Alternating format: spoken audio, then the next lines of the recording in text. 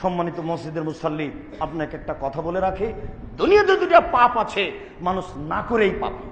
তার একটি পাপ হচ্ছে কেউ যদি কাউকে বলে যে আসো জুয়া খেলি, তাহলে 10 জন ফকিরকে খাওয়ার দিতে হবে জরিমানা। খেলেইনি, খালি বলেছে যে আসো খেলি। আসো খেলি বলেছে, এই বাক্যটাই এত বড় অপরাধ যে 10 জন ফকিরকে 100 কেজি করে চাউল দিতে হবে। খেলেইনি, খালি বলেছে আসো খেলি। আর একটা পাপ যেটা প্রথমে বলছিলাম, কোন মহিলা যদি সাজসজ্জা গ্রহণ করে ঠোঁটে লিপস্টিক দিয়ে পাউডার মেখে রাস্তায় বের হয়, তাহলে ও ব্যভিচারিণী, ও ব্যভিচারিণী, ও ব্যভিচারিণী, ও জেনা করেই। আল্লাহ রাসূল বলছেন এই কথা, আমি তো অনুবাদক, আমার তো কিছু করার নেই। তবে এই হাদিসের অনুবাদ তোমাকে আমার আমি এইভাবে দেখাতে পারি। তিনি বলেছেন আইনানে তাজনিয়ান জিনাহুমান নজর, দুই চোখের জেনা হচ্ছে চোখ দিয়ে দেখা। অল ওজনানে জেনা হল ইস্তেমাও, দুই কানের জেনা হচ্ছে কান দিয়ে শোনা।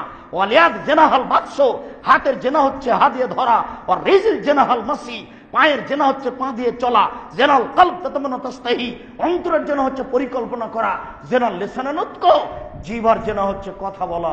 বলে এগুলো সবই জেনা। তাই তো তিনি বলেছেন ও ব্যভিচারিণী, ও ব্যভিচারিণী, ও ব্যভিচারিণী। জুয়া যারা খেলে তারা জান্নাতে যাবে না। তারপরে তিনি বললেন মান্নান, যারা খোটা দেয় তারা জান্নাতে যাবে না।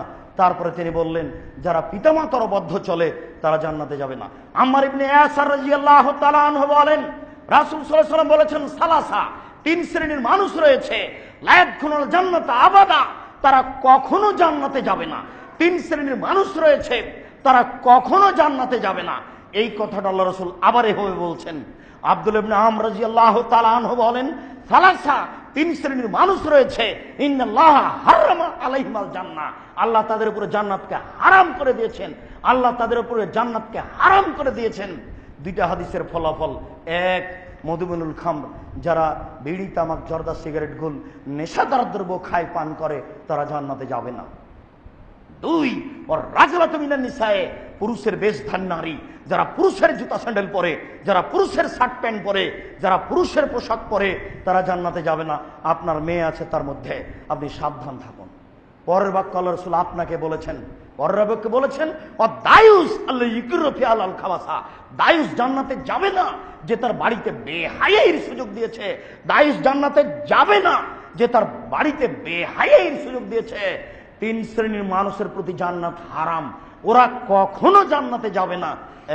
1 নেশাদার দ্রব্য খায় পান করে যারা, 2 পুরুষের বেশধারী নারী, 3 দায়ুস। দায়ুস কে? যে তার বাড়িতে বেহায়াইর সুযোগ দিয়েছে। প্রতি বছর হজ করে লাভ হবে না, প্রতি রমজানে উমরা করে লাভ হবে না। শফিকুল ইসলাম জাগরণী বলেছেন লাভ হবে না, কবর পাকা করে দিয়ে শান। বাপের কবর যদি স্বর্ণ দিয়ে বানান বাপের উপকার করা যাবে না। কবি নজরুল ইসলাম বলেছেন মসজিদের পাশে কবর দিও ভাই। মসজিদের পাশে কেন? আপনার বাপের কবরটা যদি কাবা ঘরের নিচে ঢুকিয়ে দেন 1 পয়সা লাভ হবে না। তাহাজ্জুদ পড়ে আপনি জান্নাত কিনতে পারবেন না। আপনার মেয়ে এখন প্যান্ট পরে বাজারে হাঁটছে, এটা ঢাকা শহর, আমি তো থাকি না, আপনি থাকেন। ওই যে আপনার মেয়ে এখন বাজারে হাঁটছে, আপনি মসজিদে বসে তাসবিহ টিপতে যান, ধর্মকে মজাক করেন। ধর্মকে মজাক করে জান্নাত কিনে নিবে, সাহস কি দেখেন, নীতি কি দেখেন।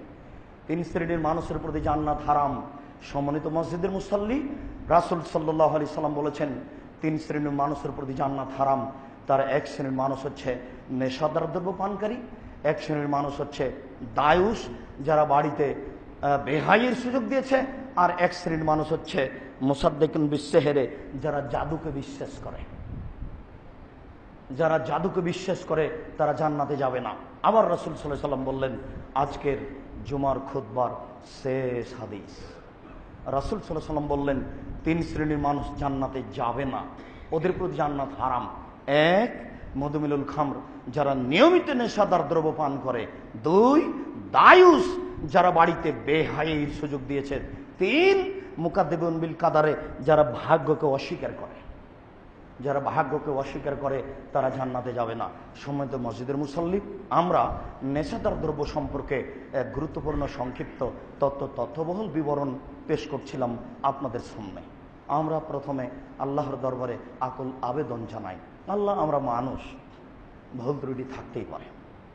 তোমার কাছে এই জুমার টাইমে আন্তরিকভাবে অনুরোধ জানাচ্ছি, তুমি সব কিছু করতে পারো, তুমি সর্বশক্তিমান। আমাদের যদি ভুল হয় তাহলে তোমার দরবারে আবারও সাক্ষ্য দিচ্ছি, আমরা সাক্ষ্য দিচ্ছি আল্লাহ ব্যতীত কোনো মাবুদ নেই, আমরা সাক্ষ্য দিচ্ছি মোহাম্মদ আল্লাহ রাসূল, আমরা তোমাকে মেনে নিয়েছি, তোমার রাসূলকে মেনে নিয়েছি। আমাদের পাপ থাকতেই পারে, তুমি একটু দয়া করে আমাদের অন্তর পরিবর্তন করো, তুমি আমাদের কবুল করো, যেন আমরা পাপগুলি সহজেই ছেড়ে দিতে পারি, আমরা যেন পাপকে ঘৃণা করতে শিখি। তুমি এই তৌফিক দান করো, এটা তোমার দরবারে আমাদের প্রথম দাবি।